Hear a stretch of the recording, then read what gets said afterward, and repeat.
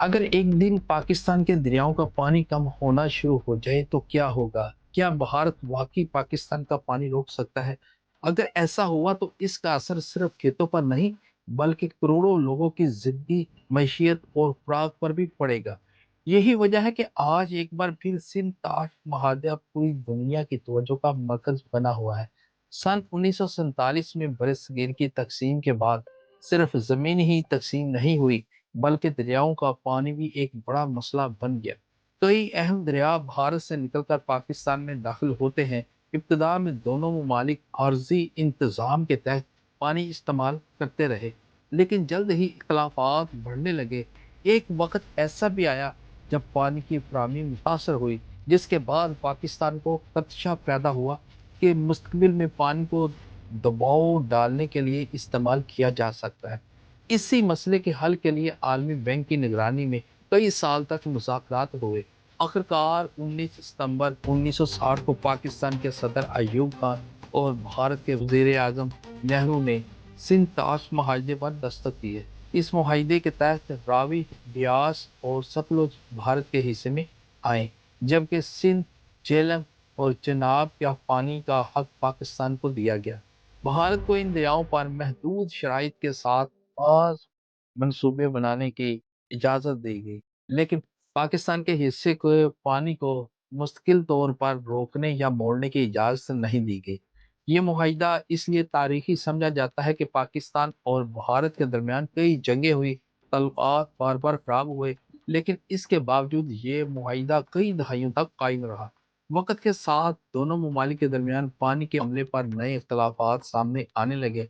भारत ने पाकिस्तान के हिस्से वाले दरियाओं पर कई पन बिजली मंसूबे शुरू किए, जिन पर पाकिस्तान ने इतराज़ किया।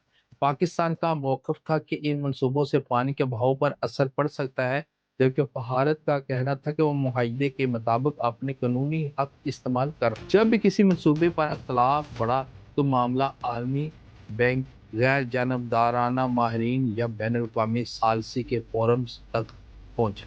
कई फैसले भी हुए, लेकिन पानी का मसला मुकम्मल तौर पर ख़त्म न हो सका। हालिया बरसों में दोनों ममालिक के ताल्लुकात मज़ीद पेचीदा हुए तो सिंध ताश मुआहिदा दोबारा खबरों में आ गया।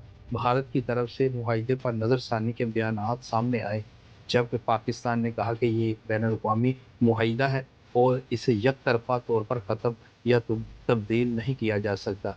माहरीन के मुताबिक भारत के लिए पाकिस्तान के हिस्से का तमाम पानी मुकम्मल तौर पर रोक देना आसान नहीं, क्योंकि मगरबी दरियाओं का बहाव बहुत ज़्यादा है और मुआहिदा भी इसकी इजाज़त नहीं देता। अलबत्ता बाज़ मंसूबों की वजह से महदूद वक़्त के लिए पानी के बहाव में तब्दीली आ सकती है, जिस पर दोनों ममालिक के दरमियान अख्तलाफात पैदा होते रहते हैं। अगर मुस्तकबिल में पानी का तनाज़ा मज़ीद बढ़ता है तो इसका सबसे ज़्यादा असर आम लोगों पर पड़ेगा। पाकिस्तान की मईशत का बड़ा हिस्सा ज़राअत पर कायम है और ज़राअत का इन्हिसार इन्हीं दरियाओं पर है। गंदम, चावल, कपास और गन्ने जैसी अहम फसलें इसी पानी से उगाई जाती हैं। अगर पानी की कमी हुई तो खुराक, रोज़गार, मईशत सब मुतासर हो सकते हैं। इसलिए पाकिस्तान मुसलसल ये मौक़िफ़ अख्तियार करता है कि सिंध ताश माहदे पर मुकम्मल अमल चाहिए और हर इख्तलाफ को मुज़ाकरात और बैन अवी कवानीन के मुताबिक हल किया जाना चाहिए।